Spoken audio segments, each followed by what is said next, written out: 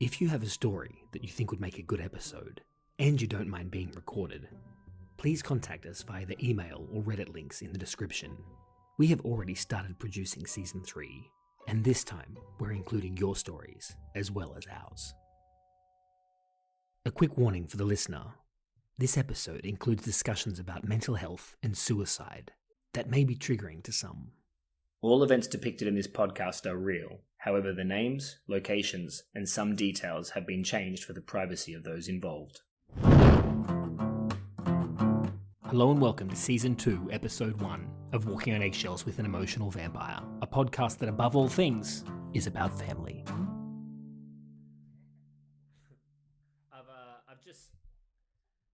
I've just started recording now. I'm now recording too. Yeah. All right. Season 2, huh?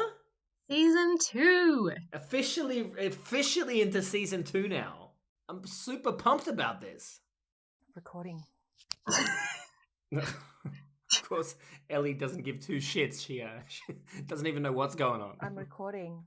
Yeah, okay, we get it. You're recording. I can't believe we're on Season 2. How awesome is that? There you go. That's it. Exciting, huh? Yeah. Pretty exciting. It is. It's really exciting, actually. Releasing the podcast has been an interesting experience that I wasn't expecting. Like, when I would set my expectations for the show's reception, I would always tell Aria that if we got 100 listens, I would be satisfied. As it turned out, we got 100 listeners on the first 2 days, and things only grew from there, which was great. But it did leave me wondering, would having an audience change things? Like within our sibling chat dynamics? This answer would come quickly. I hate that. I think Arsbag actually suits you perfectly. But look, I mean, this isn't what I want to talk about. Let's get back on topic here. I was busy making the cat tree. The cat tree? Yeah, because my cat destroyed the other one. Okay. He needs a new one. All right, cat tree, I get it. I'm not very interested in this. So did you buy a new one or you made it from scratch? Yeah, I just got a new one from Kmart. Oh. And so I've just dismantled the old one, but then I'm like, maybe I can add the old one into the new one because it's like the same bolts.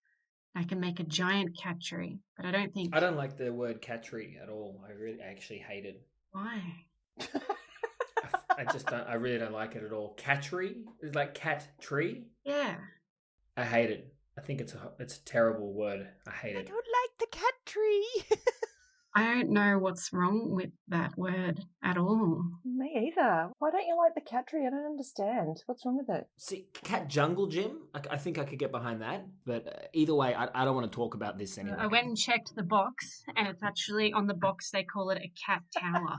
Yeah, that's much better. I prefer You that. prefer that to cat? I don't know what's so bad about cat tree. You like cat tower. I think it's just I don't like cat tree. It just sounds wanky. That's all. Anyway, I'm not going to use that in the podcast anyway. So that's Why? Because it'll make you look weird. No, I think it'll make Aria look weird if anyone. Why? Why would making a cat tree? She likes the word. She doesn't. Look, I know you're trying to wind me up, but I'm not interested. No, in it. sometimes it is called cat tree. Not on that box. But the one I bought, yes, it's called a cat. I don't want to talk about this. I'm not interested. It in is a this at full all. tower though. It's got a I don't reef enjoy and this. everything. I don't think I'm going to use any of it. They actually had Nope. a tree shape. Nope. We're not doing it. We're not doing it. Let's move on. All right, moving right along then. What I need to talk about is we're a month in. How is the podcast being released affected everyone? Pretty good. Yeah, it's good. I'm getting some good feedback. Yeah, I've been getting some good feedback too.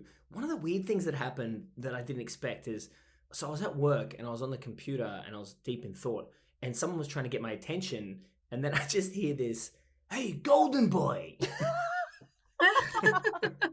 That's hilarious. I'm not sure if I like That's it. really but, good. Yeah, That so makes me so happy inside. I guess I'm stuck with that nickname now anyway. Thank you, everyone. Yeah, that's awesome. Yeah. But that's what I was going to ask. Does anyone mention the memory tower to you or anything like that? The memory cabinets? Memory cabinets, yes. Fucking cat tree. Now I have to put the cat tree in there because it relates to that. Unbelievable. That's so funny. That's really... So, with the first few minutes of recording tucked securely into our belts, complete with a pointless, stupid topic to be made fun of about later, it was time to get things back on track. I'm still going to try and edit the fucking cat tree out, but anyway, One of the things I wanted to bring up was the reviews we've been getting. So we've got some great reviews. A really great one by this guy called Jack Soxja. He's going to take it down because you're butchering his name. Really awesome review. Horrific name. So Don't say that. I feel sorry for Jack Skoska. You're probably saying it the most correct. I haven't even seen it yet, whatever the name is. I'm just... I think it's a giant fucking. I think it's a silent J. Jesus Christ. He can't even talk today.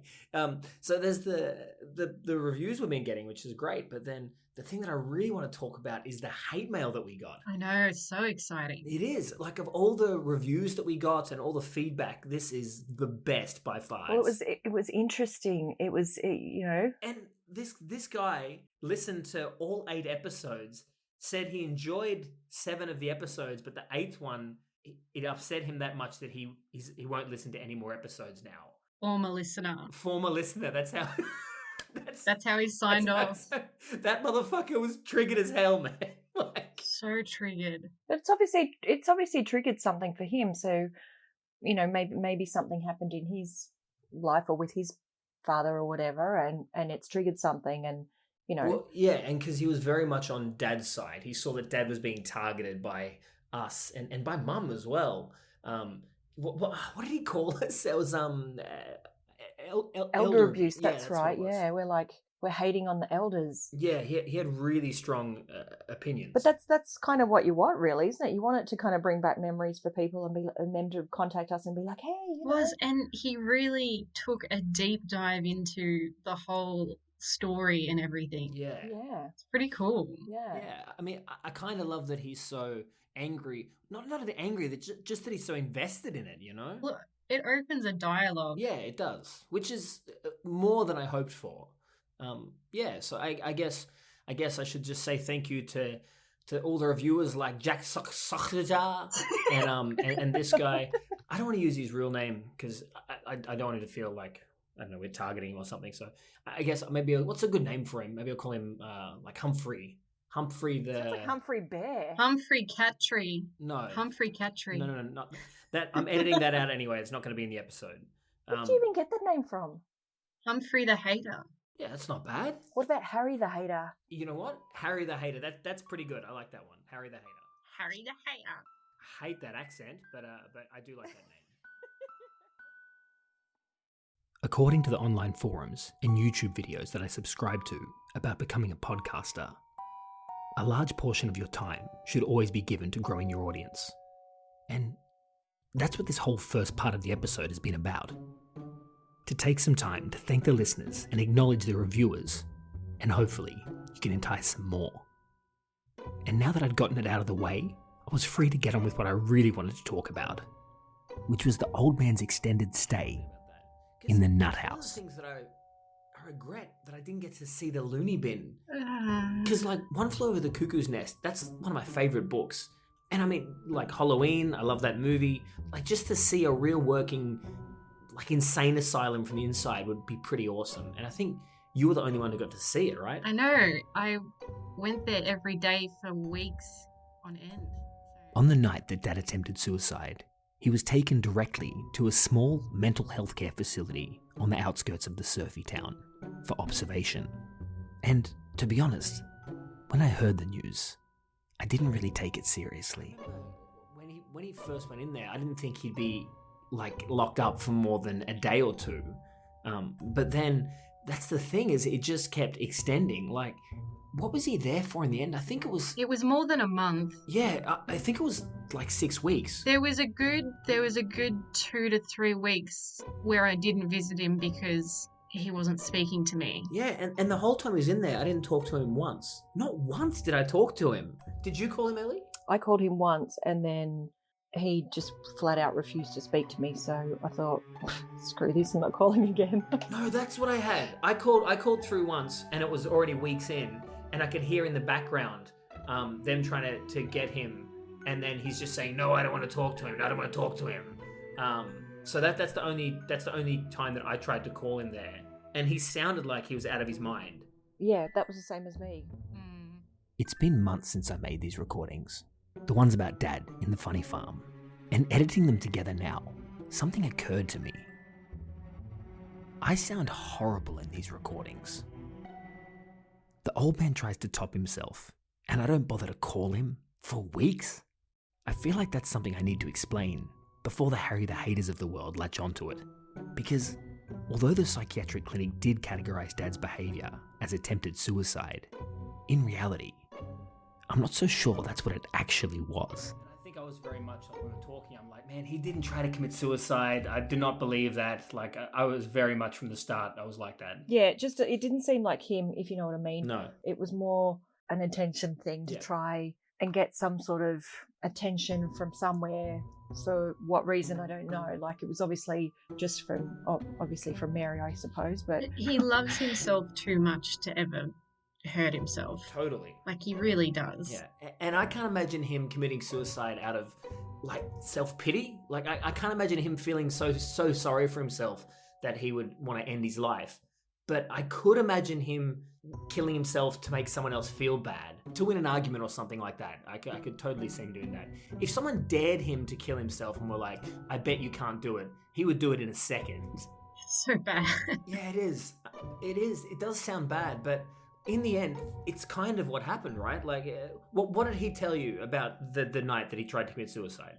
He said that he was having an argument with Mary and she wasn't listening to him, and to like get her to listen to him, he made a noose and hung it up in the shed and then was standing on a chair and like saying, I'm going to put it around my neck, and doing it in front of her. Yeah, so is that even attempted suicide, or is that just a really fucked up argument? Like, she didn't bind him or anything. It was like this big spectacle thing. Yeah.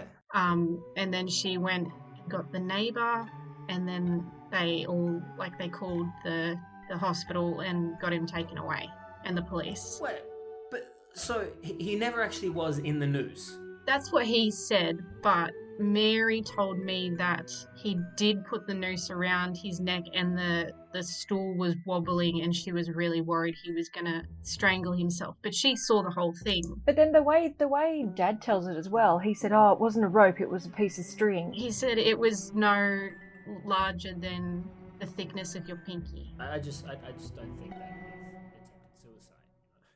I've had a lot of people cringe at me when I make the argument that Dad's suicide attempt wasn't your stereotypical paint-by-the-numbers cry for help. And I'm certain that Mr. Harry Hatemailer will be furious about it. If he keeps listening, that is.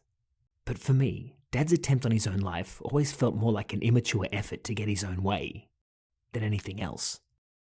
Kind of like a toddler throwing a tantrum on the rug to get their toys back. And you know what?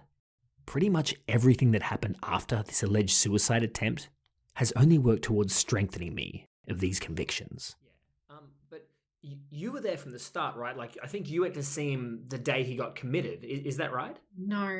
Oh, well, I thought that was... Because I went and saw him the next day. Okay. And I'd been on the phone with everyone and gotten Mary's side of the story. And then so when I went in there and they took me to see him, and he was like, I don't know, erratic.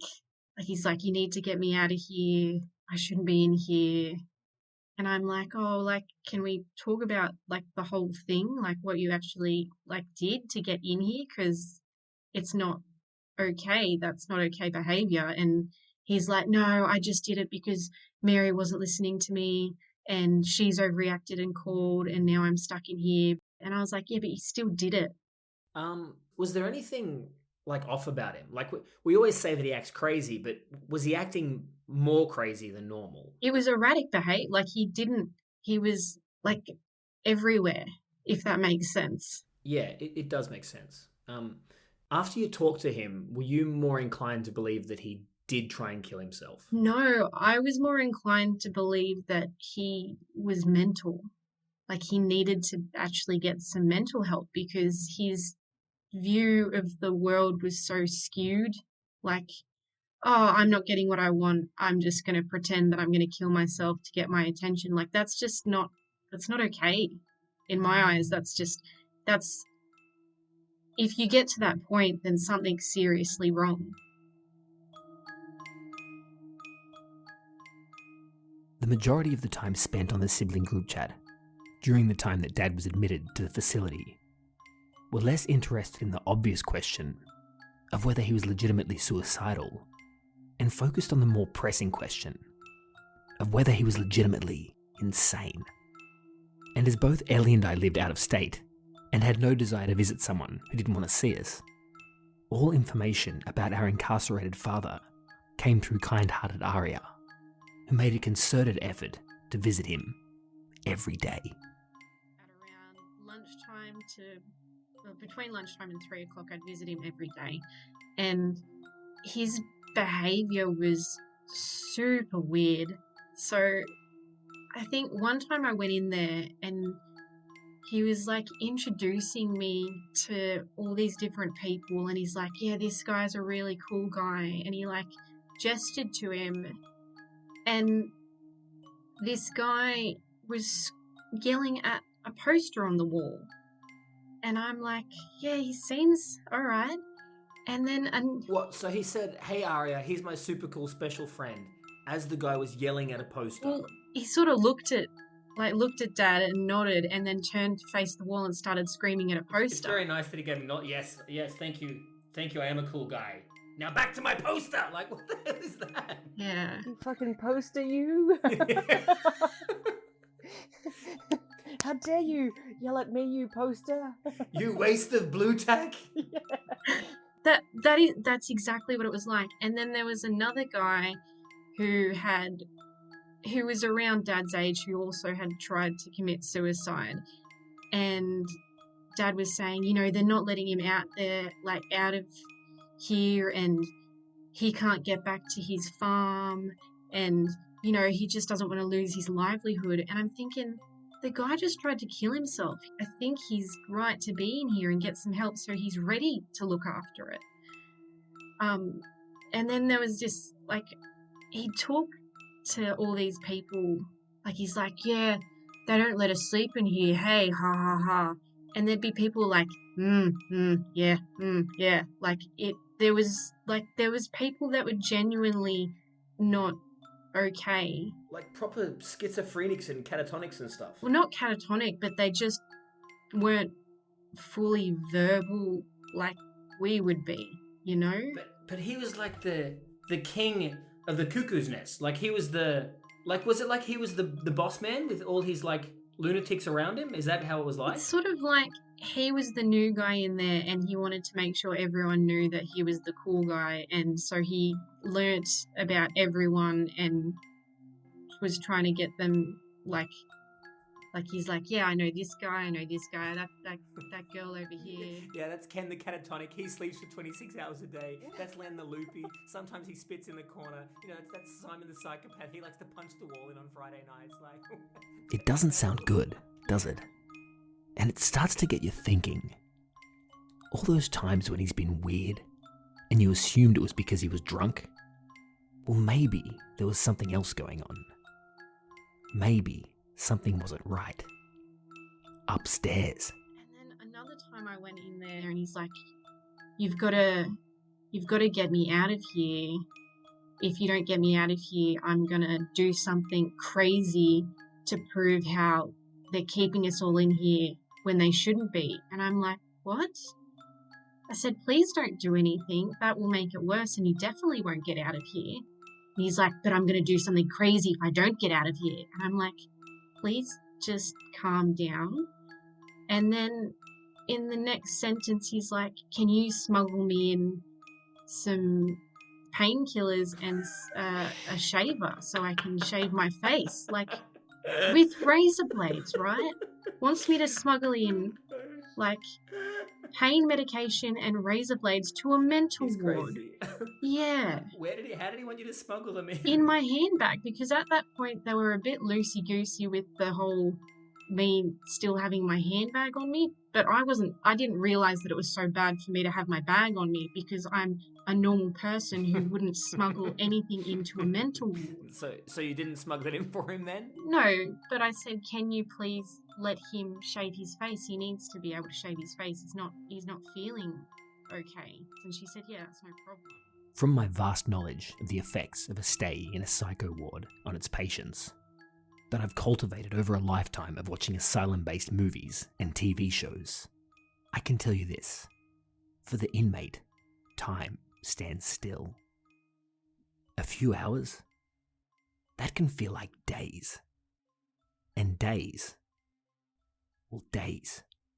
they feel like weeks.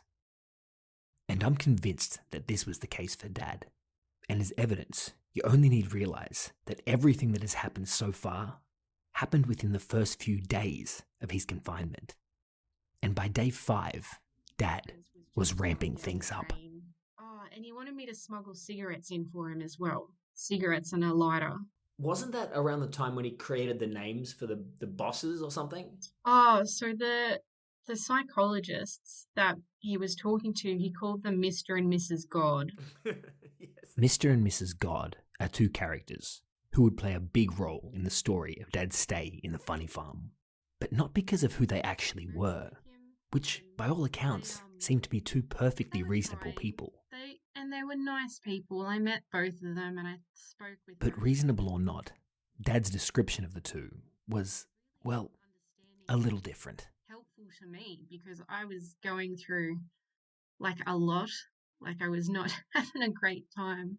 Well, that's your interpretation, but what would Dad say about them? You know, Mr. and Mrs. God, they think they know everything. They think they're God, Mr. and Mrs. God. Like, Did he call them that to their face? yes. What did he? Yeah.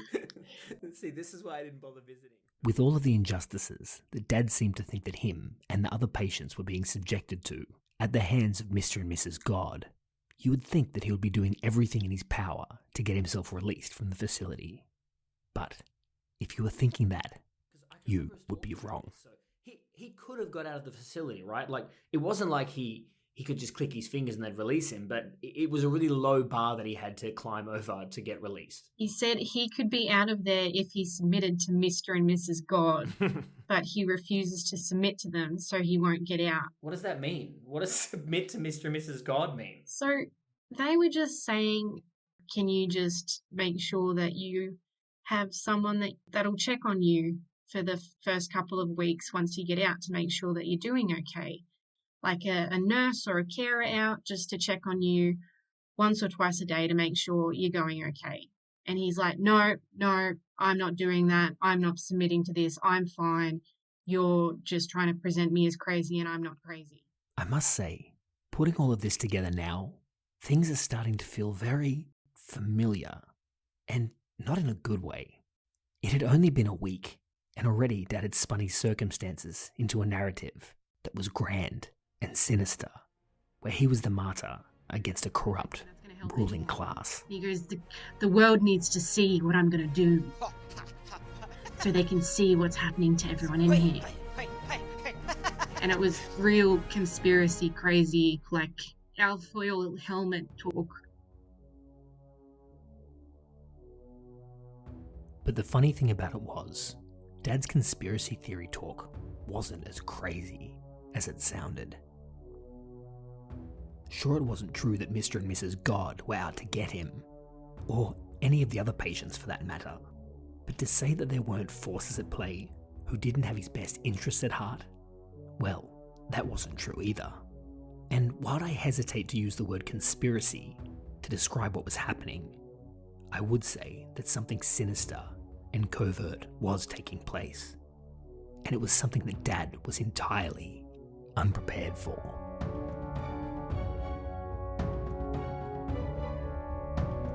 So Mary and I ended up having a session with Mrs. God, or both of them, Mr. and Mrs. God, and they were going through, like, how do we move forward from here?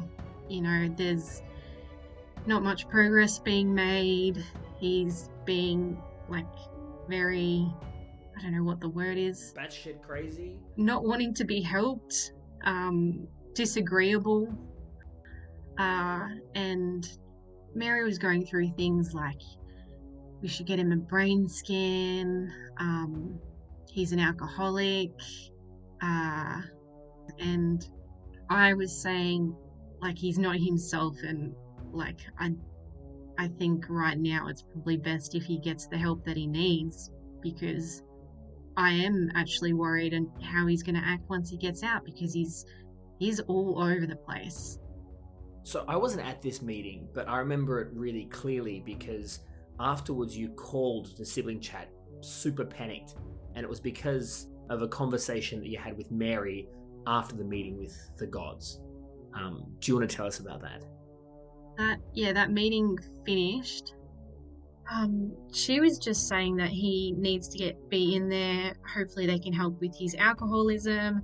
Maybe he can get some brain scans. Maybe he can talk about his childhood. This is really good for him. Like, let's get him all this help for him. Like, let's keep him in there and get the help for him. And then she also started saying, I want to get this all sorted because I would like to get him to sign the house over my name so I can sell it. Yeah, it's crazy, right? Your dad's in hospital for attempted suicide, and then she tells you that she wants his house. I mean, did you have any idea this was coming? Had she ever given any signs that she was after the house before? No, because I assumed that they were together. And then it turned out that that night that she wasn't listening to him is the night that she broke up with him. And so he was trying to convince her not to break up with him or trying to have a conversation, and she was like, no, I'm breaking up with you and we've got to get this house thing sorted. In the past, I've referred to our sibling chats as group therapy sessions. But this particular chat was far from therapy. This was an emergency crisis conference to get all the facts straight and work out our strategy moving forward. I remember you guys were saying, like, sort of don't cut Mary out of, like, talking to her because you kind of want to know what's going on her side just so we can sort of try and protect Dad a little bit. Yeah, well, up until then, it felt like we all had Dad's best interests at heart. But then once this came out, it's like, oh, Mary, she's not looking out for Dad. She's sort of just looking out for herself. Because I remember there was, he still needed their hip surgery too. So that was another thing that she was saying to Mr. and Mrs. God, is if they can fast track getting the hip surgery because that would help his mental state. She just wanted the house. She didn't even give a crap about the mental state. She wanted him to leave so she could rent it out. Yeah, because that kept changing too. She couldn't decide whether she wanted to sell the house or rent the house. She just knew that she wanted him out of the house. Yeah, I just want to get him sorted out so he can get out of the house and I can start renting it out. It's horrible. Like, to think that we're all discussing his mental and physical state, and then all that she's worried about is getting him to a point where he's well enough that she can kick him out of his own house guilt-free. I mean, he worked his whole life to get that house. That's his support. Like, if he loses that house, he loses his retirement. He basically he'll end up in a nursing home. And how unself-aware and self-important do you have to be to believe that his kids will be happy with you taking everything from him? Absolutely crazy. I think we were just all really shocked that he's not even out yet, and she's like, I want that, I want the house and all this sort of stuff. Yeah, because I remember thinking things are going to get really bad. This is going to be nasty. And I remember saying the decisions that we make now, they're going to have a big impact later on. So we need to think clearly before we make any moves here. And the other thing that I said was, as much as we're pissed off with Mary and the things that she's doing, we need to keep her close because we need to know what she has planned. And then that way we can hopefully protect Dad from it moving forward. Yeah. So I kept that relationship with her throughout. The sibling chat war room conference call lasted for hours, with every conceivable outcome analysed and dissected in painful detail. Although Dad hadn't mentioned the breakup or Mary wanting him to sign over the house, we knew he was aware of it. It was even conceivable that Dad had already pledged to give Mary the house in some vodka-soaked Cossack blood oath, but we weren't sure. I remember considering the words of legendary Chinese general Sun Tzu. Know thy enemy and know thyself, and in 100 battles you will never be defeated. Contemplating these words, it was decided that before any moves were made, we needed to know the facts. So it was planned that Arya would use her next visit with the old man to get some valuable intel on where Dad was at with Mary. But looking back on it now, we probably should have used a different Sun Tzu quote before making a decision. Maybe one about being blindsided would have been more fitting. So the next time I visited him after that meeting, he wouldn't come out of his room, so the nurse took me to his room, but because we were going to be sitting just in his room, she took my handbag. And I was like, here we go. She thinks I've got razor blades and Nurofen in my handbag.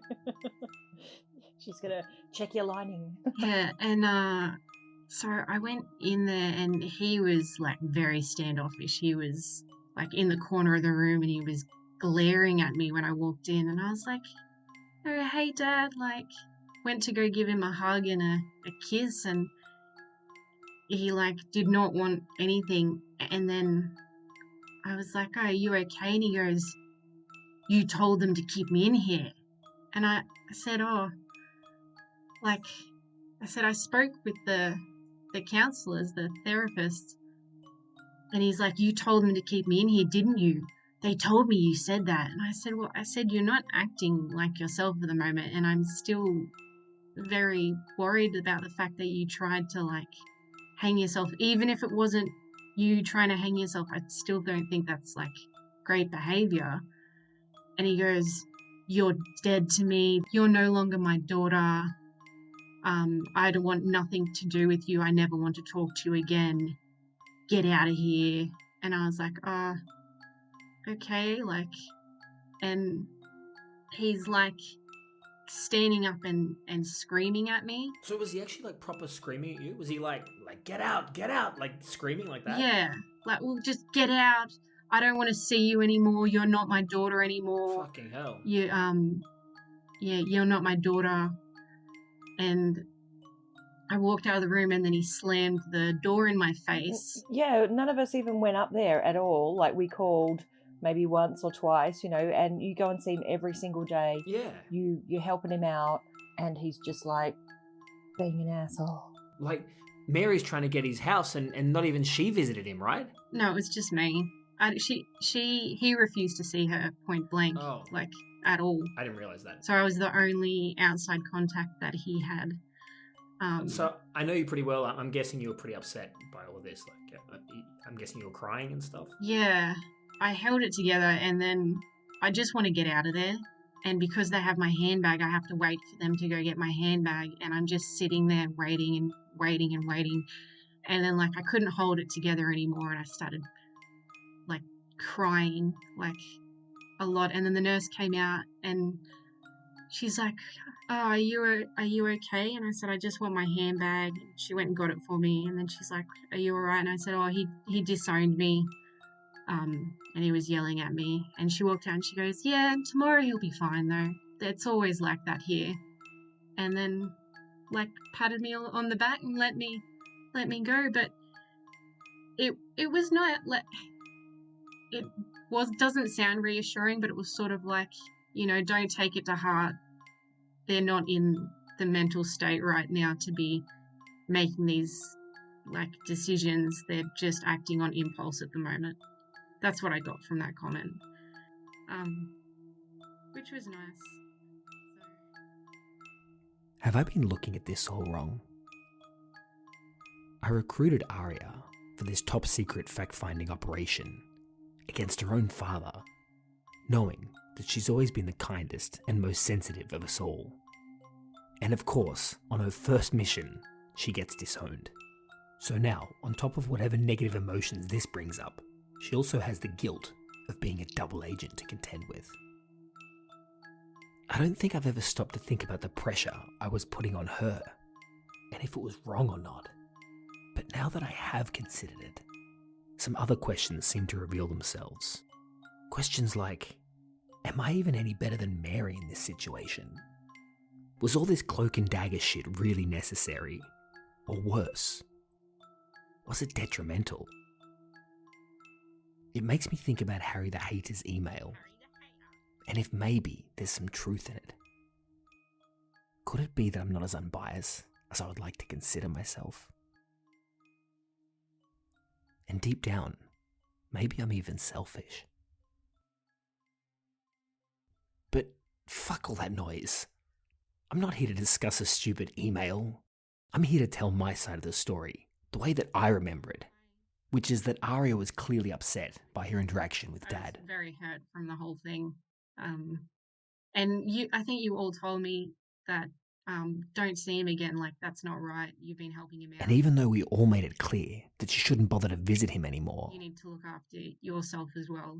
She still kept trying, without any success. I was like, thanks, guys. It's like I said, she was always the kind-hearted one. Better gotcha. And on top of all of this, to make things worse, Mary chose this time to start escalating. No, but she did message me and said, do you think your father would ever hurt me? And I said, never, ever, ever. Mary asked you that? She put that in a text message to me. Was that just because she could have some sort of backup or leverage, or to say that she's asked you this question, just so she's got it on record that she's asked somebody this question?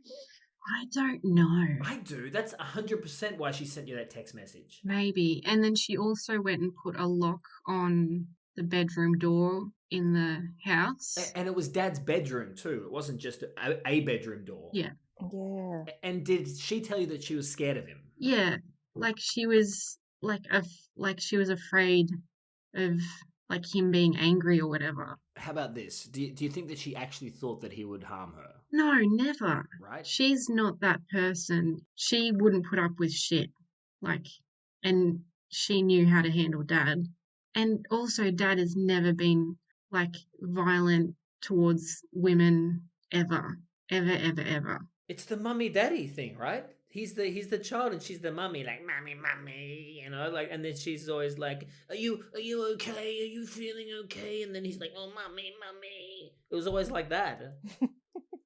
He would yell. Yeah, but it'd be like, oh, stop giving me attention, leave me alone. But Jesus. It's like that gimp. Yeah. You sound like a gimp when you do it. Oh, shit on me, mummy. No. Oh, Jesus. No. What the hell? I'm hanging up now, god damn it. So I see their relationship. It's getting too much for me. As I'm editing this episode together and listening to the escalating events between Dad and Mary in the loony bin, with poor Arya as a go-between, I'm starting to feel like there is something that I might have missed before. Something about all of these events, the suicide attempt, the incarceration, all of it. Something feels off, and dare I say, orchestrated about it. And it makes me wonder if there's something more than just old age, mental health, and Cossack pride at play here. But as much as I do want to explore this further, I feel like first of all, we need to close one last chapter of the story of Dad in the mental facility. I was called up by a head psychologist and said that they're doing a tribunal for Dad, and asked if I wanted to go to that. And I said, yeah, I will go. So they booked it in and I arrived there and I was in the room and the Mr. God was in there and he's like, hey, and I was like, hey. He goes, how you doing? He was genuinely really caring. So what is this tribunal? Is it like a courtroom? No, it's this room in the mental ward. They've got a room where they can set up a Zoom meeting with, I guess it's a judge.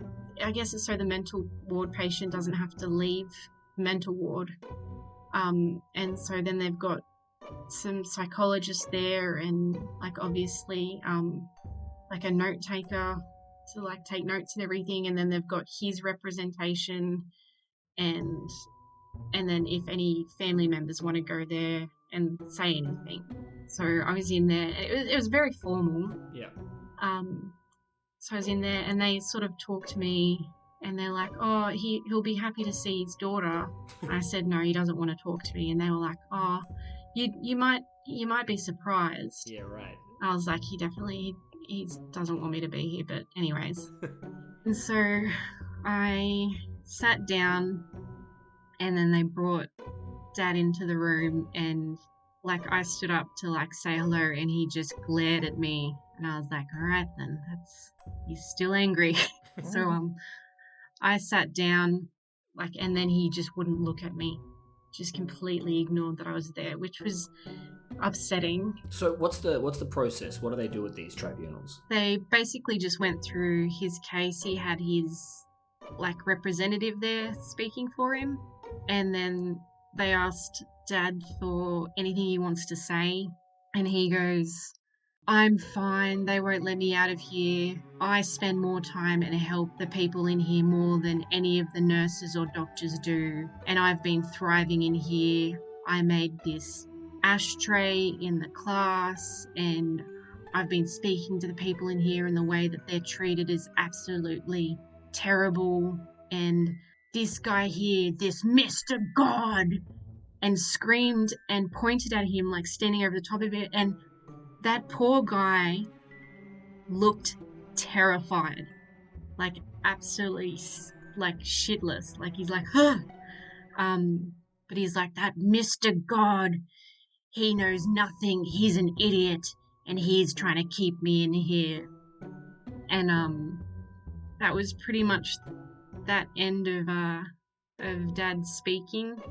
So did you actually contribute to the tribunal, or you were just there as a spectator?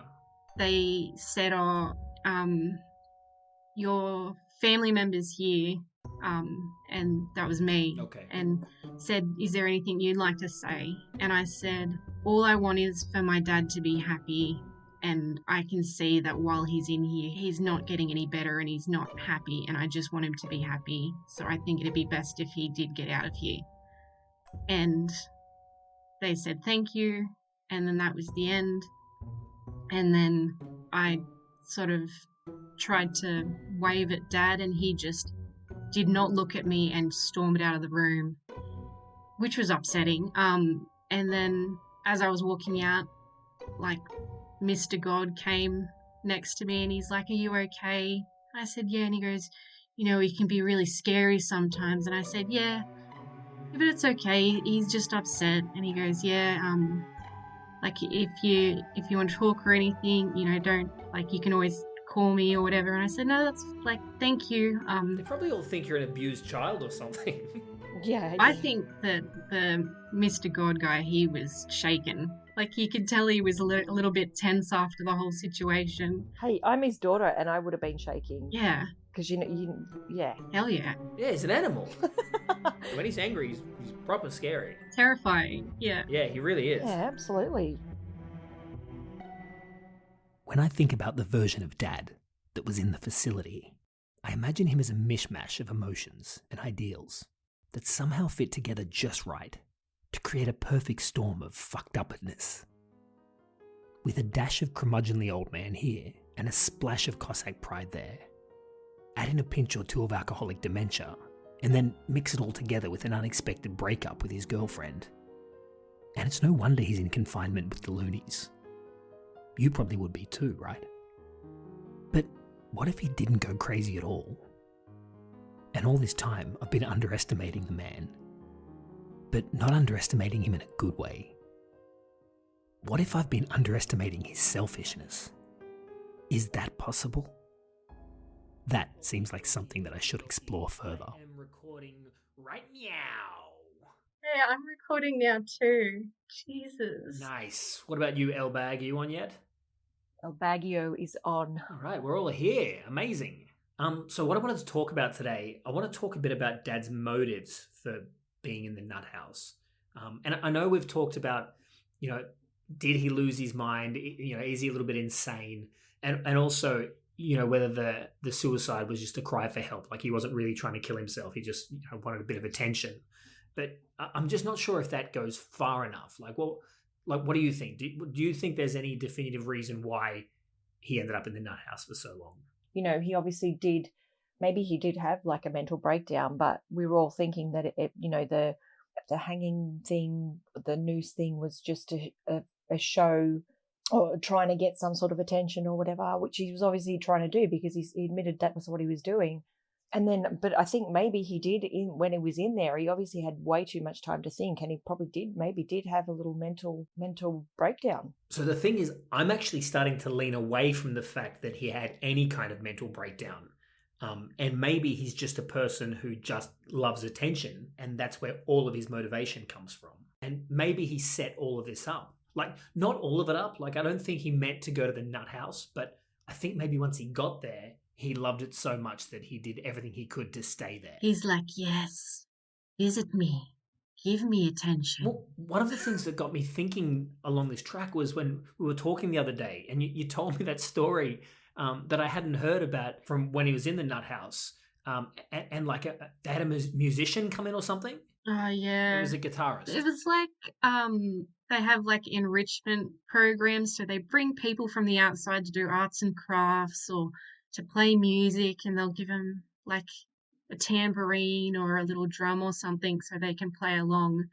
And he was watching the guy play, and he said, oh, he wasn't working the crowd. Like, so I was like, give me the guitar and I'll show you how to work the crowd. And it's like, it's not a crowd, it's a... What is he, a rock star? I'll do my rendition of Explosive Love. Well, it's a place full of people that have obviously got a lot going on in their lives. They're not going to a rock concert or... Dad apparently thought they were. You've got to bring him down. Got to work the crowd. Because he's like, he wasn't working the crowd. You got to get him excited. You got to get him... Dad did play them a song, right? That's what you told me. He did play him a song. She'll be coming round the mountain when she comes. Do you think he would have played that? He did play that. That's what he told me he played. Well, it's the only song he knows on guitar. She'll be wearing pink pajamas. That's it. Because this is, when you told me this story, this is what really sort of put into perspective what I think he was trying to do. Because I think it was all orchestrated. Do you know what I mean? Maybe he was like living his One Flew Over the Cuckoo's Nest fantasy. He was pretending he was Jack Nicholson. That's kind of what I mean, but not really. Like he was living that fantasy or something. I think maybe I shouldn't use the word orchestrated, because I don't think he necessarily orchestrated everything that's going on. So I think it's more simple than that. I think he's completely driven by his desire to get attention. So everything he's doing is motivated by that. But then at the same time, his subconscious is then manufacturing ways to keep him getting attention. So if we look at this example with the guy playing the guitar, so Dad would have seen him and he would have thought, okay, I'm jealous of that guy. I want that attention. So then his subconscious would come up with a way for him to take the attention from him, which is, okay, he's not pumping up the crowd enough. I need to go over there and get the guitar of him and show him how it's done. You know what I mean? It's kind of this perpetuating cycle that he's going through. Yeah, it was bizarre because every time I went in there, it was getting further and further from like the Dad I thought I knew. So I think that when Dad got put inside the facility, he got unlimited attention and it had a snowballing effect on him and completely corrupted him. And he became 100% ego. And that's why you saw this progression where he seemed to get more and more crazy. And I guess he did in a way get more crazy, but not in the way that we thought. He wasn't losing his mind. He was just basking in the glory of all of the attention.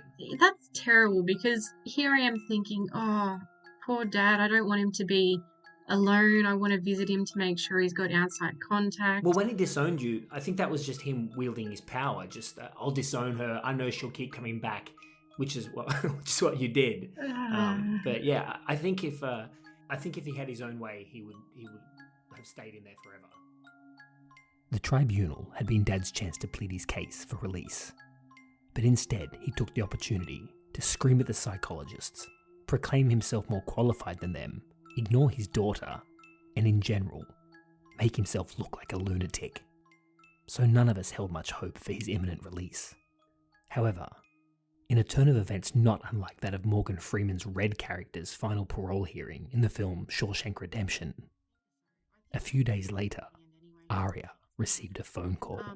yeah, so anyways, the head psychologist, the one that was above Mr. and Mrs. Gord, called me and said that they were letting him out. And they asked if he wanted any of his family members contacted, and he said, no, I don't want to speak to any of them. I don't want any of them to know that I'm out. But as he had signed me to be his medical authority, they let me know that he was getting out. And I was like, oh, okay. And they said, he doesn't want any of you to see him, but, he will be out. So if you wanted to call him or actually see how he's doing, he will be out. And I said, thank you for letting me know. Yeah, hopefully he's going to do better.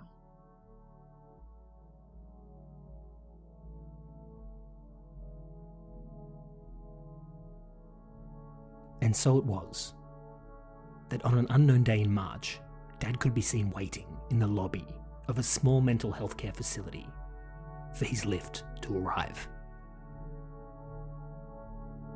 And what do I think he was feeling in this moment? Relief or regret? Honestly, I don't know. And the further down this rabbit hole that I dig, the less sure I find myself becoming. The one thing that I do know for certain is this.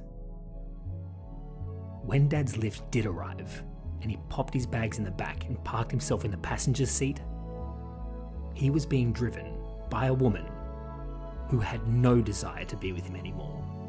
And in fact, she had every desire to take his house from him.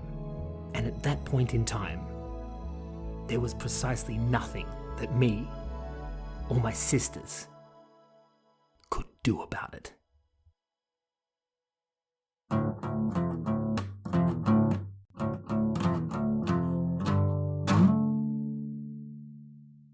Coming up next time, we dig deep to unravel a long-buried family conspiracy theory. But the problem was, Mum did take it seriously. She took it very seriously. I can even imagine her reading the letter and then rushing to the top compartment of her cupboard where the albums were stored and scattering them across her bed, scanning furiously for the white cover to appear among the mess. But as long or as hard as she would search, she wouldn't find it. Because the white album was gone. That's next time on Walking on Eggshells with an Emotional Vampire. If you enjoyed today's episode, or if you think that you might want to be part of a future one, please let us know about it in the email or Reddit links that are in the description. Walking on Eggshells with an Emotional Vampire is produced, recorded, and edited by me, Lucas Shaw. Thanks for listening.